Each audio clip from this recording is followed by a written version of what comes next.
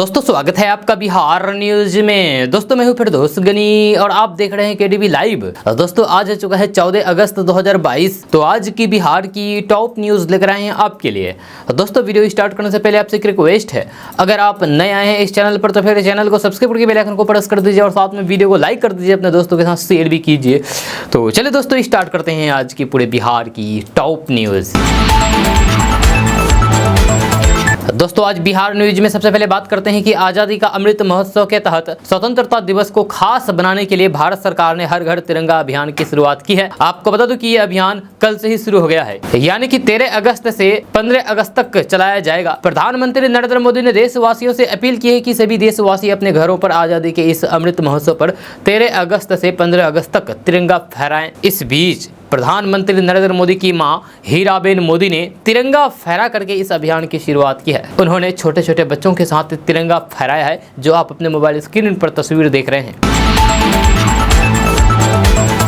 दोस्तों बात करते हैं कि बिहार के मुजफ्फरपुर शहर में इन दिनों बड़े पैमाने पर देह व्यापार का धंधा खुलेआम चल रहा है। जब हाल के दिनों में ही पुलिस ने कई जगहों पर दबिश देकर के गलत काम करने के रैकेट का खुलासा किया था। इसके बावजूद भी इसे चलाने वाले कारोबारी धड़ल्ले से देह व्यापार चला रहे हैं, यानी कि गलत काम करवा रहे हैं लड़कियों से। मुजफ्फरपुर पुलिस ने इस बार फिर से कपड़ा गोदाउन की आड़ में चल रहे शराब और शबाब के रैकेट का खुलासा किया है। घटना ब्रह्मपुर थाना इलाके के संगम चौक पमड़िया टोला की है। स्थानीय लोगों की सूचना पर पुलिस ने जब संजय गुप्ता के मकान में छापेमारी की तो अंदर का दृश्य देख करके हर कोई हैरान रह गई। पुलिस ने मकान से 3 कोठियां इलाके की 2 लड़की और औराई इलाके के 4 लड़का यानी कि युवकों को दबोच लिया है, मौके पर दबोच लिया है। इसमें 2 लड़की और 2 लड़का आपत्तिजनक हालात में थे। इसके साथ ही पुलिस ने मौके से शराब और आपत्तिजनक सामान भी बरामद किया है। पूछताछ में ये दोनों लड़की ने बताया है कि ये दोनों अपनी सगी बहन है। दोनों सगी बहन मिलकर के गलत काम कर रहे हैं। स्थानीय लोगों ने बताया है कि संजय गुप्ता के इस मकान में हर दिन बदल करके लड़का और लड़की आते थे। कई बार तो कार से लड़की को बुलाया जाता था। फिलहाल पुलिस ने पूरे मामले की जांच शुरू कर दी है। दोस्तों बात करते हैं कि बिहार में मानसून के कमजोर पड़ने से बारिश से संबंधित गतिविधियां कम हुई है। इस बीच मौसम विभाग ने आज रविवार को पूरे बिहार में मेघ गर्जन के साथ वज्रपात होने और फिर 3 जिलों में भारी बारिश के आसार जताए हैं। आज रविवार को भभुआ, सासाराम और किशनगंज के कुछ इलाके में तेज बारिश हो सकती है। इसके अलावा बिहार के अधिकतर जिलों में ठंड का गिरने की आशंका बनी रहेगी या कुछ जगहों पर छिटपुट हल्की बारिश हो सकती है। बिहार में बीते 2 दिनों में मानसून कमजोर पड़ने से तापमान में बढ़ोतरी हुई है। शुक्रवार को दक्षिण बिहार को छोड़ करके सभी जिले में मौसम लगभग शुष्क बना रहा। जब बीते 24 घंटे के भीतर रोहतास, सासाराम, औरंगाबाद, गया जिले को छोड़ दे तो कहीं पर बूंदाबूंदी नहीं हुई। बिहार में मानसून के कमजोर पड़ने से अधिकतर जिलों में बारिश का दौर थम गया है। इस कारण लोगों को फिर से गर्मी और फिर उमस सताने लगी है। दोस्तों बात करते हैं कि भारतीय रेलवे ने यात्रियों की सुविधा को ध्यान में रखते हुए गणेश चतुर्थी पर 14 स्पेशल ट्रेनें चलाने की घोषणा की है। आगामी 31 अगस्त को गणेश चतुर्थी के लिए अलग अलग स्थानों पर 14 विशेष ट्रेनें चलाएगा। जहां ये ट्रेनें यात्रियों की अतिरिक्त भीड़ को कम करने के लिए चलाई जाएगी। वहीं रेलवे ने 13 अगस्त को 168 ट्रेनों को कैंसिल कर चुका है। दोस्तों बात करते हैं कि बिहार के नए कैबिनेट में युवाओं की भागीदारी बढ़ेगी। जी हां, महागठबंधन सरकार में मुख्यमंत्री नीतीश कुमार के नए मंत्रिमंडल सहयोगियों युवाओं की अच्छी खासी भागीदारी होगी। ये संख्या 1/3 तक हो सकती है। फिलहाल मंत्रिमंडल के सदस्यों के नाम की घोषणा का इंतजार है। इसे लेकर के जदयू, आरजेडी, कांग्रेस और हिंदुस्तानी अवाम मोर्चा में तैयारियां चल रही है। वहीं वाम दलों की तरफ से भी सरकार में शामिल होने की संभावना तलाशी जारी है। नए मंत्रिमंडल में अधिकतम 35 मंत्रियों को पद दिए जा सकते हैं। जदयू कोटे से जयंत राज, नीरज कुमार, शीला मंडल सहित निर्दलीय सुमित कुमार सिंह के नाम तय हो सकते हैं। राजद कोटे से तेज प्रताप यादव, अनीता देवी और रणविजय साहू के मंत्रिमंडल में शामिल होने की संभावना है। सूत्रों के अनुसार जदयू अपने पुराने मंत्रियों को फिर से मौका देने के पक्ष में है। विजेंद्र प्रसाद यादव, विजय कुमार चौधरी, श्रवण कुमार, संजय कुमार झा, अशोक चौधरी जैसे अनुभवी मंत्रियों के अलावा कुछ नए चेहरों को भी जगह दिए जाने की संभावना है। वहीं आरजेडी की तरफ से पूर्व मंत्रियों को मौका दिए जाने की संभावना पर विचार हो रहा है। कांग्रेस भी अपने पुराने नेताओं पर दाव आजमा सकती है। हिंदुस्तानी अवाम मोर्चा की तरफ से एकमात्र मंत्री को फिर से मौका मिलने की संभावना है। कुल मिलाकर के इस पूरी तैयारी का मकसद एक तरफ सरकार को बेहतर चलाने की तो है ही, लेकिन युवाओं, महिलाओं, पिछड़ों, अति पिछड़ों, अल्पसंख्यकों सहित अन्य वर्गों को भी मंत्रिमंडल में जगह देकर के जनता के बीच संदेश देना है। दोस्तों बात करते हैं कि सोनी टीवी पर अमिताभ बच्चन का लोकप्रिय शो कौन बनेगा करोड़पति फिर से अपना रंग जमा रहा है, जिसमें कई प्रतिभागी बड़ी राशि जीत करके जा रहे हैं। इन प्रतिभागियों में बिहार की एक बहू भी शामिल है, जिसने केबीसी में 50 लाख रुपए की राशि जीतने में कामयाब हासिल की है। बहू की इस कामयाबी के बाद न परिवार में खुशी का माहौल है, बल्कि उसके ससुर भी तारीफ करने से नहीं थक रहे हैं। केबीसी में 50 लाख की रकम जीतने वाले ये प्रतिभागी समस्तीपुर जिला के पटोरी बाजार के व्यवसायी विमल कठोर की बहू श्रुति डांगा है। श्रुति ने सदी के महानायक अमिताभ बच्चन के साथ केबीसी की हॉट सीट पर बैठ करके 50 लाख रुपए जीत लिए हैं। बुधवार और गुरुवार रात केबीसी के इस कार्यक्रम का प्रसारण टीवी पर हुआ था। इसमें श्रुति ने अमिताभ बच्चन के प्रश्नों का बड़ी ही बेबाकी से उत्तर देकर के दर्शकों को कई बार चौंकाया। जब श्रुति डांगा का मायका मूल रूप से तमिलनाडु में है, उनके ससुर विमल खटोर ने बताया है कि केबीसी में भाग लेने गई वह अभी मुंबई में है। लगभग 4 साल पहले उसकी शादी पवन खटोर के पुत्र डॉक्टर सुमित खटोर से हुई थी। सुमित कोलकाता में डेंटल सर्जन है, जबकि श्रुति कोलकाता में ही सॉफ्टवेयर इंजीनियर है। जब केबीसी की हॉट सीट पर श्रुति मौजूद थी तो फिर उसके साथ कंपेनियन के रूप में उसके पति था। दोस्तों बात करते हैं कि 12वीं पास अभ्यर्थियों के लिए सरकारी नौकरी पाने का सुनहरा मौका मिला है। Bihar central selection board of constable यानी कि CSBC की तरफ से प्रोहिबिशन कांस्टेबल के पदों पर वैकेंसी निकाली गई है। इन पदों के लिए आवेदन प्रक्रिया 13 अगस्त ही शुरू हो गई है, यानी कि कल से ही। इच्छुक और योग्य अभ्यर्थी अगर इन पदों पर आवेदन करना चाहते हैं तो आपके लिए बहुत ही आसान तरीका हम बताने जा रहे हैं। तरीका यह है कि इस वीडियो के डिस्क्रिप्शन में एक वीडियो का लिंक दिया गया है, यूट्यूब वीडियो का लिंक दिया गया है। उस लिंक पर क्लिक करके उस वीडियो में पहुंच सकते हैं और उस वीडियो को देख करके आप आसानी से अपने घर से ही ऑनलाइन कर सकते हैं। बड़े ही आसानी से समझाया गया है कि कैसे आपको ऑनलाइन करना है और ऑनलाइन करते समय क्या चीज़ की ज़रूरत पड़ेगी, क्या चीज़ की नहीं ज़रूरत पड़ेगी, सारी चीज़ डिटेल्स के साथ बताया गया है। तो आप अभी जाइए, इस वीडियो के डिस्क्रिप्शन में लिंक दिया गया है, उस लिंक पर क्लिक करके आप वीडियो को देख करके ऑनलाइन आवेदन कर लें। दोस्तों बात करते हैं कि बिहार में बढ़ती दहशतगर्दी गतिविधियों को बिहार सरकार संरक्षण दे रही है। ऐसा हम नहीं कह रहे हैं, बल्कि ये कहना है बीजेपी के प्रदेश अध्यक्ष डॉक्टर संजय जायसवाल का। उन्होंने बिहार सरकार को घेरे में लेते हुए कई गंभीर आरोप लगा दिए हैं। संजय जायसवाल ने कहा है कि PFI और SDPI के गठबंधन को बरकरार रखने के लिए ही नई सरकार बनाई गई है। मीडिया कर्मियों से बातचीत करने के दौरान संजय जायसवाल ने कहा है कि बिहार में लगातार कई घटनाएं घट रही है, चाहे वह मुंगेर का मदरसा ब्लास्ट हो या फिर छपरा ब्लास्ट। ये पूरी सरकार की साजिश का ही नतीजा है। उन्होंने कहा है कि छपरा में 20 दिन पहले छपरा में ब्लास्ट के कारण 3 मंजिला मकान गिर गया, जिसे SP साहब ने कह दिया है कि ये पटाखा से ब्लास्ट हुआ। उन्होंने कहा है कि एक साजिश के तहत इन सब बातों को छुपाने की कोशिश की जा रही है। संजय जायसवाल ने कहा है कि सरकार अब NIA की जांच को दबाने की कोशिश करेगी।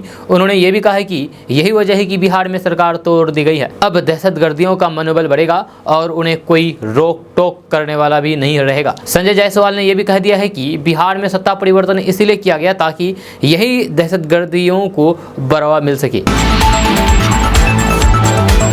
दोस्तों बात करते हैं कि भागलपुर जिला के इसाकचक में एक प्रेमी युगल यानी कि प्रेमी और प्रेमिका आपस में झगड़ा कर रही थी। बीच सड़क पर झगड़ा कर रही थी, लड़ाई मार करने पर उतावला हो गई थी, जिसको पुलिस ने देख लिया और पुलिस ने दोनों को ले जाकर के शादी करवा दी। जी हाँ, मामला क्या है चलिए हम आपको भी बता रहे हैं विस्तार से। दरअसल भागलपुर पुलिस ने चल रहे दोनों के विवाद न केवल हल कराया बल्कि दोनों के ही परिवार के लोगों को शादी के लिए राजी भी कर लिया।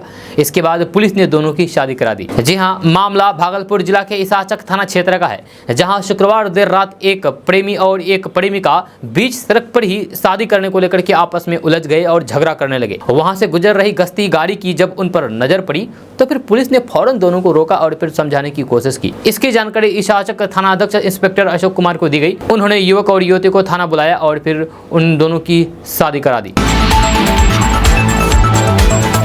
दोस्तों बात करते हैं कि रक्षाबंधन के दिन बिहार के जमुई के सांसद और लोजपा रामविलास के अध्यक्ष चिराग पासवान अनोखे अंदाज में दिखे। चिराग पासवान को राखी बांधने उनकी कई बहनें पहुंच गई थी।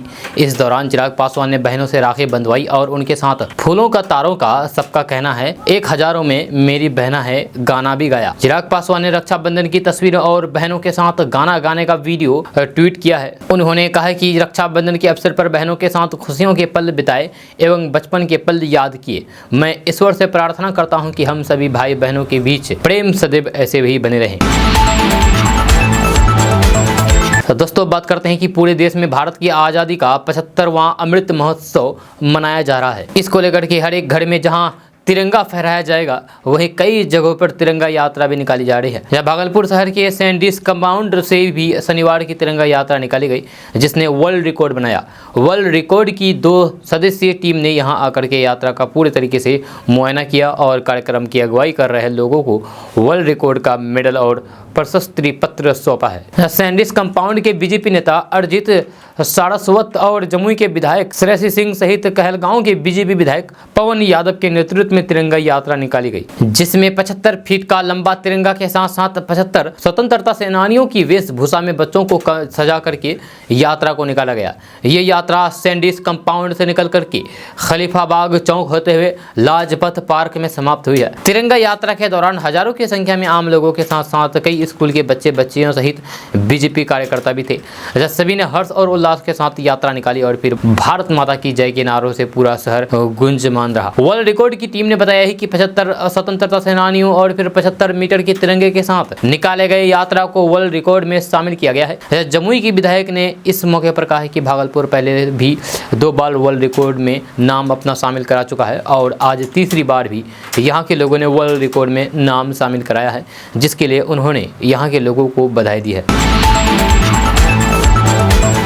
दोस्तों बात करते हैं कि केंद्रीय ग्रामीण विकास और पंचायती राज मंत्री गिरिराज सिंह ने शनिवार को AIMIM के संस्थापक असदुद्दीन ओबीसी पर जोरदार हमला बोला। अपने संसदीय क्षेत्र बेगूसराय के दौरे पर आए गिरिराज सिंह ने ओबीसी के साथ ही एक बार फिर से बिहार के मुख्यमंत्री नीतीश कुमार पर भी निशाना साधा है। गिरिराज सिंह ने कहा है कि असदुद्दीन ओबीसी एक ऐसे व्यक्ति का नाम है जिसका जन्म हुआ है आज़ादी के बाद, लेकिन उनकी आत्मा 1906 में मुस्लिम लीग की स्थापना वाले DNA की है, जो राष्ट्रगान और राष्ट्रगीत का संसद में भी सम्मान नहीं करता है, जिसके भाई 15 मिनट में बहुसंख्यक आबादी का कत्लेआम करने और फिर भगाने की बात करता हो, जो अपने को जिन्ना के रास्ते पर चलने की बात करता हो। आज भारत पूरी दुनिया की सबसे बड़ी ताकत है। अगर 1906 में एक धर्म आधारित पार्टी मुस्लिम लीग की स्थापना करके लोगों के मन में, हमारे पूर्वजों के मन में आज़ादी की लड़ाई लड़ने वाले लोगों के मन में घृणा पैदा कर रहे थे, उन्होंने इतना घृणा पैदा किया कि जिन्ना के रूप में भारत को अलग थलग करना पड़ा और यही DNA ओबीसी के पास है। दोस्तों बात करते हैं कि कांग्रेस अध्यक्ष सोनिया गांधी एक बार फिर से कोरोना पॉजिटिव हो गई है। बीते कुछ दिन पहले ही उनकी बेटी प्रियंका गांधी संक्रमित पाई गई थी। इस बारे में कांग्रेस प्रवक्ता जयराम रमेश ने सूचना दे दी है। उन्होंने कहा है कि आज कांग्रेस अध्यक्ष सोनिया गांधी का कोरोना टेस्ट पॉजिटिव आया है। इसके साथ ही पूर्व लोकसभा अध्यक्ष मीरा कुमार भी कोरोना की चपेट में आ गई है, जहाँ इस दौरान सोनिया गांधी आइसोलेशन में चली गई है। जब 3 दिन पहले बेटी प्रियंका गांधी भी आइसोलेशन में चली गई थी। इससे पहले सोनिया गांधी जून में संक्रमित हुई थी। 2 जून को उन्होंने कोरोना पॉजिटिव होने का ऐलान किया था। इसके बाद वे दिल्ली के गंगाराम अस्पताल में भर्ती हो गई थी। दोस्तों बात करते हैं कि विधानसभा अध्यक्ष विजय कुमार सिन्हा ने शनिवार को ऐलान किया है कि वे 15 अगस्त को विधानसभा में झंडोत्तोलन करेंगे।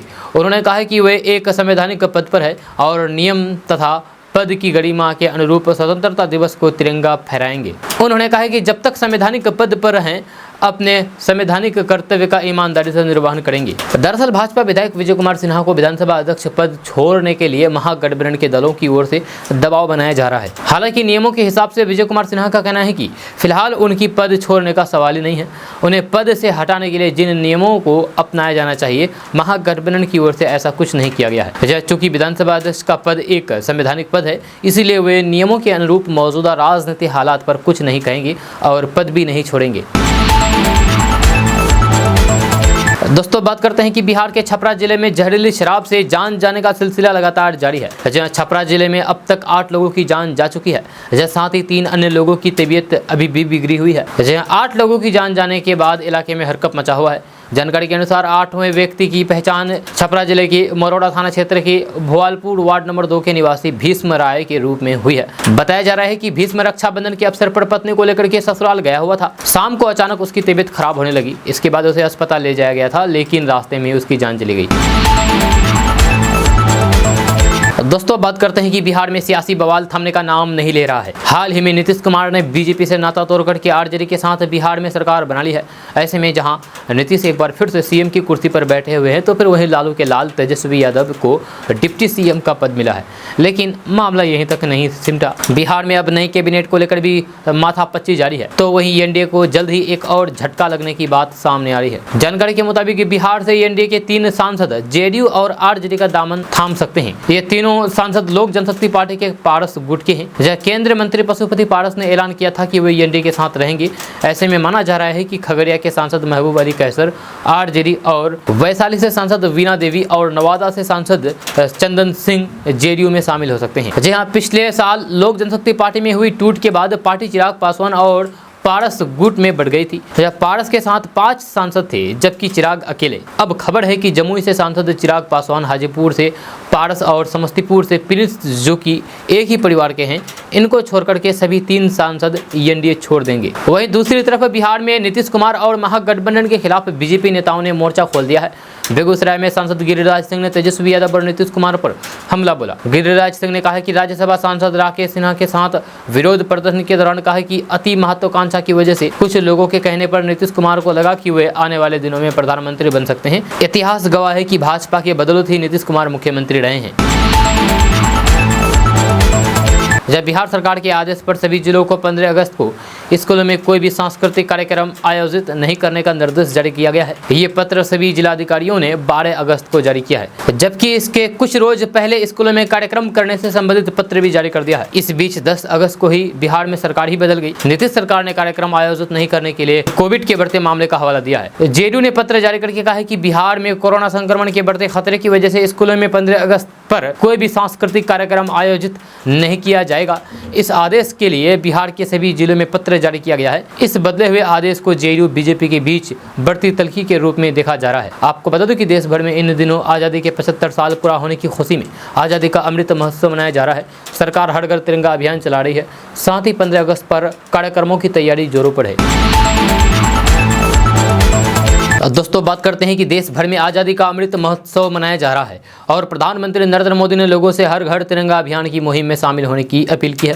इस बीच एआईएमआईएम चीफ और सांसद असदुद्दीन ओवैसी ने एक सभा के दौरान सिराजुद्दौला से लेकर के टीपू सुल्तान तक का जिक्र किया है और कहा है कि देश की आज़ादी में मुसलमानों के योगदान का जिक्र नहीं होता है। असदुद्दीन ओवैसी ने कहा कि हमारे वतन में जो जाहिल लोग हैं और जिन्होंने हमारे देश के लोगों में मुसलमानों के खिलाफ नफरत भरा है, हम उनको एक आईना दिखाना चाहते हैं और बताना चाहते हैं कि इस मुल्क की आज़ादी की लड़ाई में मुसलमान का क्या किरदार रहा है। 15 अगस्त को देश को आज़ादी मिली, लेकिन क्या सिर्फ 1990 और 1920 की जद्दोजहद से ही देश को आज़ादी मिली? इसके लिए तारीख को देखना पड़ेगा। असदुद्दीन ओवैसी ने कहा कि 1947 में मुल्क आज़ाद हुआ तो 1857 में जंग आज़ादी मिली।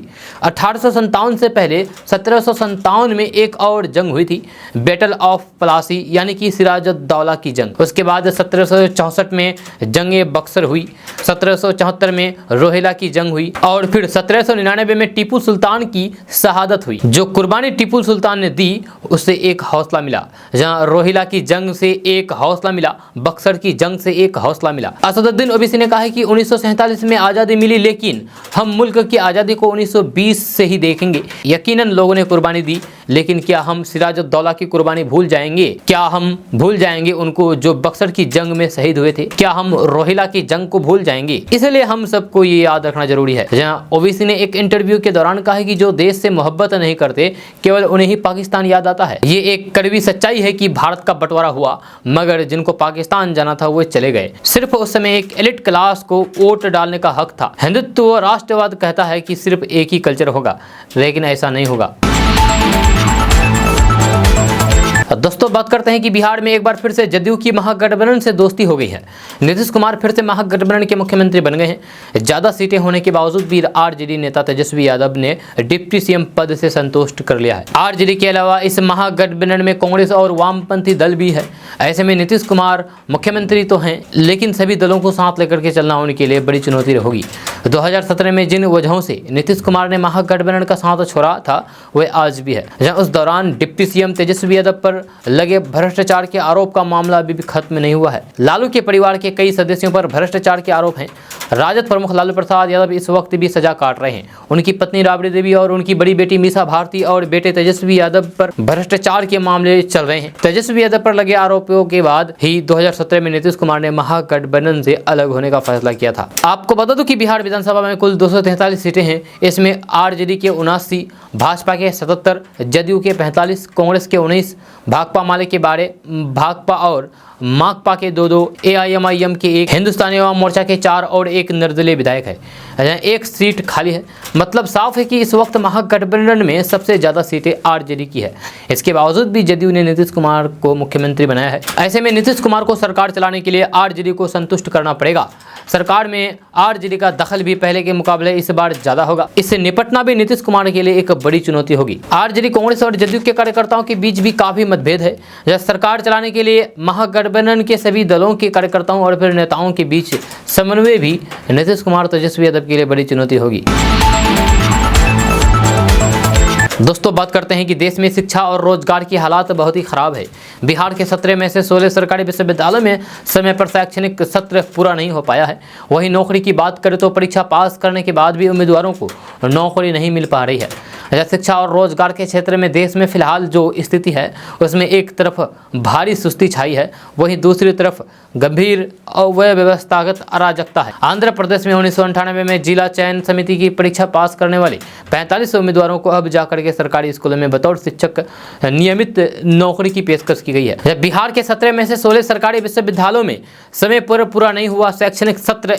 इसी तरीके से पटना के जयप्रकाश विश्वविद्यालय के कई छात्रों के लिए स्नातक होने का इंतजार 6 साल से भी लंबा है। पिछले कुछ सालों में बिहार के 17 सरकारी विश्वविद्यालयों में से 16 ने अपने शैक्षणिक सत्र समय पर पूरे नहीं किए हैं। नतीजतन ऐसे छात्र सरकारी नौकरियों के लिए आवेदन करने से चूक गए हैं। जाहिर है कि ऐसे यूनिवर्सिटी देश में शिक्षा के स्तर को तो गिरा ही रहे हैं, साथ में बेरोजगार को भी सींच रहे हैं।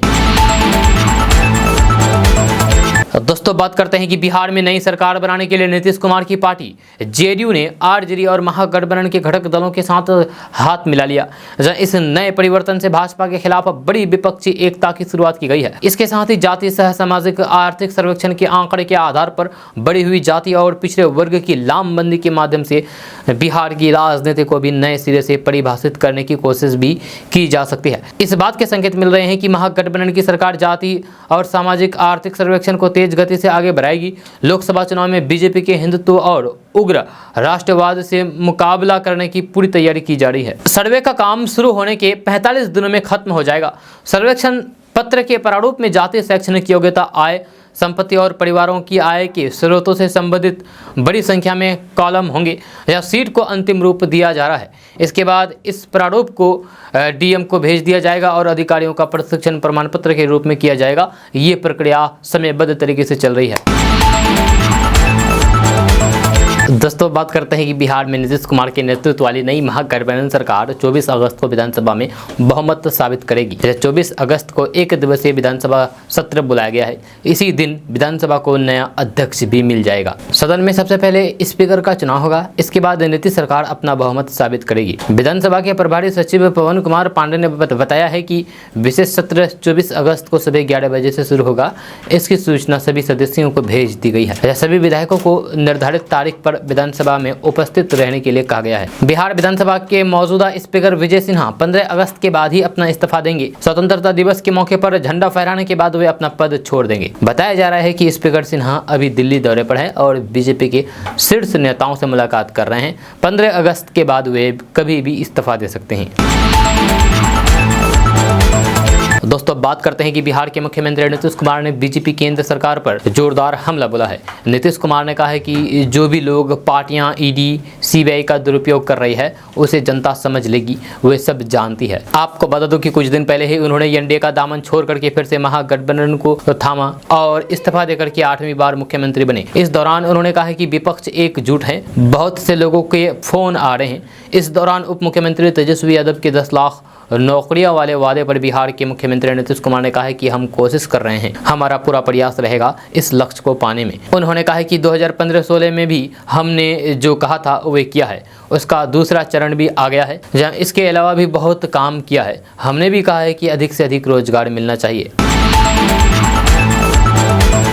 दोस्तों बात करते हैं कि बिहार में पेट्रोल डीजल की कीमत में उतार चढ़ाव जारी है। तेल कंपनियों ने आज पेट्रोल और डीजल के रेट जारी कर दिए हैं, जिसके मुताबिक आज पेट्रोल और डीजल के दाम में 3 पैसे की कमी हुई है। बिहार में पेट्रोल आज 108 रुपये 87 पैसे प्रति लीटर और डीजल की कीमत 95 रुपये 54 पैसे प्रति लीटर है। वहीं पटना में आज पेट्रोल 160 रुपये 59 पैसे प्रति लीटर और डीजल 94 रुपये 36 पैसे प्रति लीटर है। यहाँ पेट्रोल और डीजल की कीमत में कोई भी बढ़ोतरी नहीं हुई है।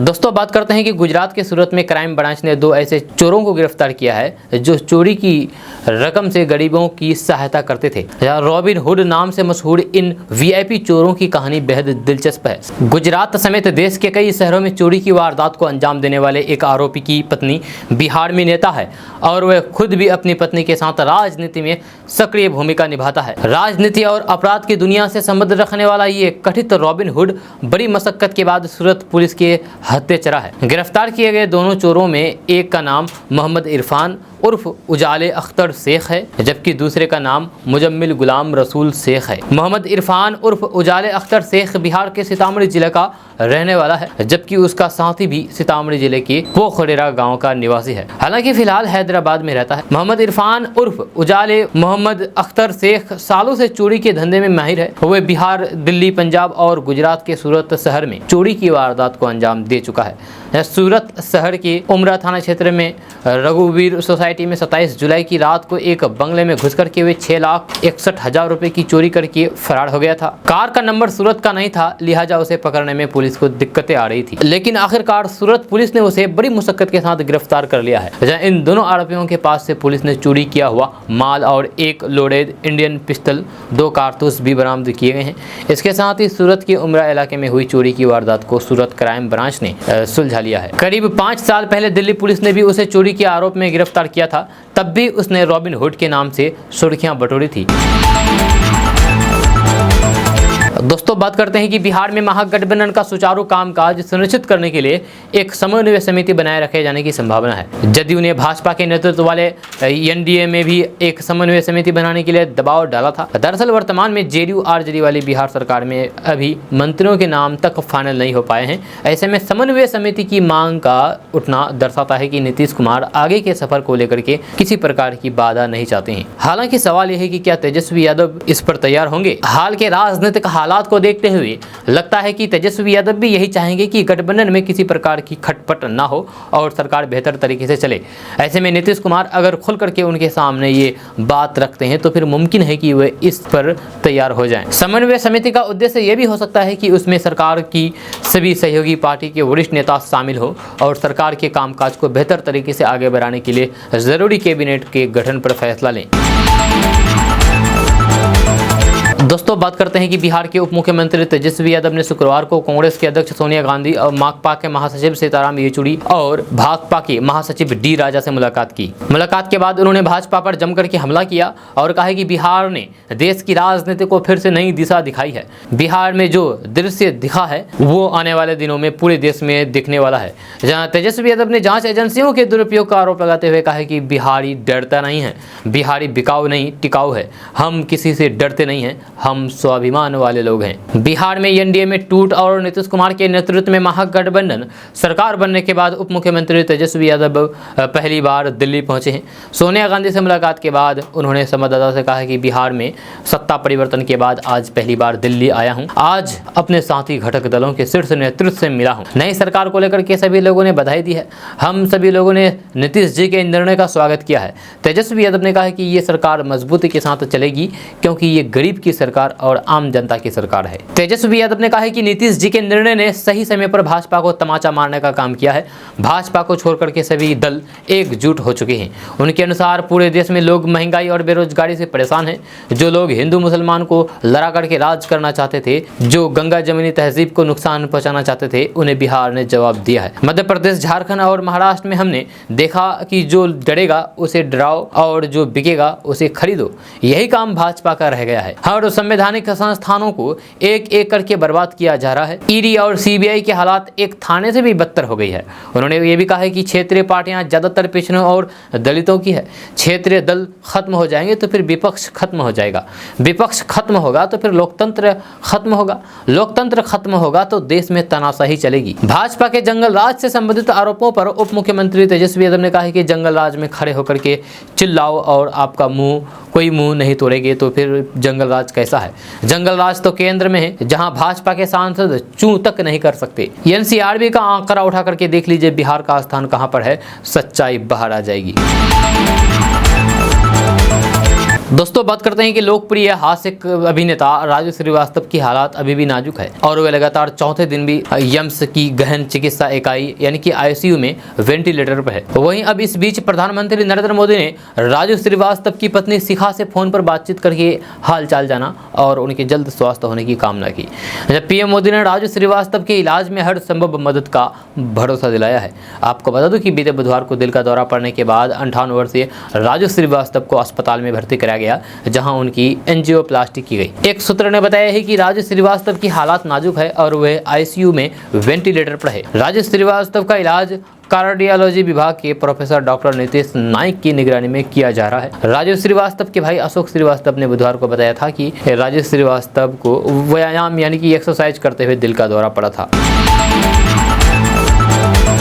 दोस्तों बात करते हैं कि साल 2024 के लिए प्रधानमंत्री नरेंद्र मोदी के विजय रथ को रोकने के लिए विपक्ष एकजुट होने के तमाम दावे भले ही कर रहा है, लेकिन विपक्षी पार्टियों के नेताओं की बयानबाजी इन दावों की पोल खोल रही है। जहां नीतीश कुमार के बयान से स्पष्ट है कि वे साल 2024 में पीएम कैंडिडेट्स बनना पसंद करेंगे। उधर टीएमसी सांसद सौगत राय ने बयान दिया है कि ममता बनर्जी को पीएम कैंडिडेट बनाने के लिए पार्टी विपक्षी नेताओं से बात करेगी। जहाँ अब इस लड़ाई में समाजवादी पार्टी भी कूद गई है। जहाँ पार्टी के सांसद एसटी हसन ने कहा है कि अखिलेश यादव बेहतर पीएम कैंडिडेट हो सकते हैं। बिहार में अप्रत्याशित रूप से भाजपा को साइड करके नीतीश कुमार ने महागठबंधन से हाथ मिलाया और सत्ता पर वापस काबिज हो गए। नीतीश कुमार ने शपथ ग्रहण के बाद ये बयान देकर के खुद के पीएम कैंडिडेट को हवा दी कि जो 2014 में आए थे 2024 में नहीं आएंगे।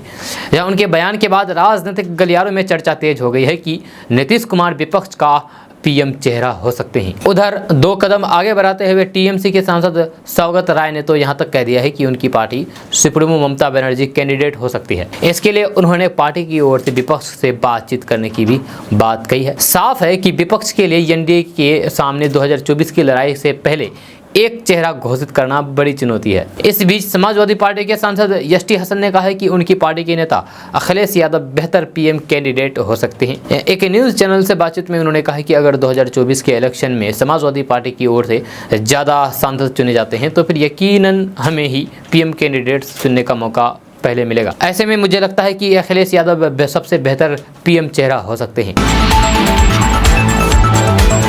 दोस्तों बात करते हैं कि राजधानी पटना में जल्द ही 75 नई सीएनजी बस चलेंगी। इनमें 25 एसी और 50 नॉन एसी सीएनजी बसें शामिल है। नई बसें आने के बाद बीएसआरटीसी अपनी सिटी बसों की काफिले में 46 डीजल बसों को बाहर कर देगी। इनमें से 30 बसें पटना से बिहार शरीफ और हाजीपुर रूट में इन दिनों चल रही है, जबकि 16 बसें राजधानी पटना में चल रही है। जानकारी के मुताबिक बिहार राज्य पथ परिवहन निगम ने 75 नई सीएनजी बसों का ऑर्डर दिया है। ये सभी बसें अगले महीने तक पटना आ जाएंगी, जिसके बाद पटना और आसपास के इलाकों में चल रहे डीजल बसों को पूरी तरीके से हटा दिया जाएगा। पटना को प्रदूषण मुक्त बनाने के लिए पटना साहिब और फुलवाड़ी एम्स से लेकर के आईआईटी बिहेटा के इलाके में 23 इलेक्ट्रॉनिक बसें चलाई जा रही है। राजधानी पटना के सड़कों से डीजल बसों को पूरी तरीके से बाहर कर दिया जाएगा। साथ ही प्राइवेट डीजल बसों को भी चरणबद्ध ढंग से शहर से बाहर कर दिया जा रहा है। इसके अंतर्गत पहले चरण में 50 डीजल बसों को शहर से बाहर कर दिया गया है, जहां उनके जगह सीएनजी बसों को लाया गया है और इसके लिए बस मालिकों को प्रति बस 7.5 लाख रुपए का अनुदान भी दिया जा रहा है। हालांकि ये सभी सीएनजी बसें नॉन एसी है।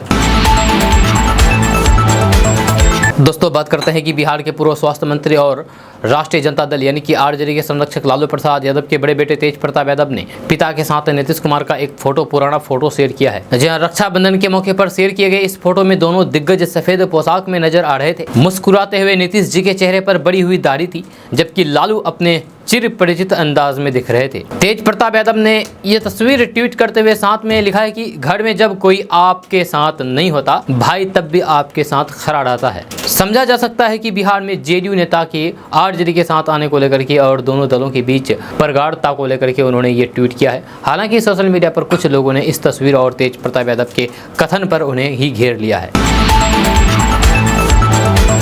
दोस्तों बात करते हैं कि एटीएस ने सहारनपुर से एक 24 वर्षीय व्यक्ति को गिरफ्तार किया है, जिसके ऊपर आरोप है कि वह पाकिस्तान में बैठे दहशतगर्द समूह जैश ए मोहम्मद के संपर्क में था। नदीम को बीजेपी की निलंबित प्रवक्ता नुपुर शर्मा खत्म करने का काम किया था। नदीम सरकारी इमारतों और फिर पुलिस पर हमला करने की योजना भी बना रहा था।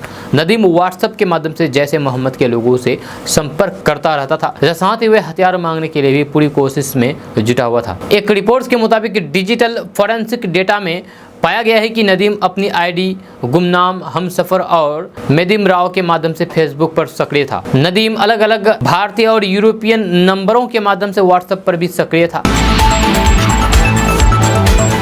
दोस्तों आज का न्यूज़ बस यहाँ तक। कैसा लगा जरूर अपना सुझाव दीजिएगा नीचे कमेंट बॉक्स में कमेंट करके। अगर आप नए आए हैं इस चैनल पर तो फिर इस चैनल को सब्सक्राइब करके बेल आइकन को प्रेस कर दीजिए और साथ में वीडियो को लाइक कर दीजिए, अपने दोस्तों के साथ शेयर भी कीजिए। तो चलिए दोस्तों फिर मिलते हैं नेक्स्ट वीडियो में, तब तक के लिए जय हिंद जय बिहार।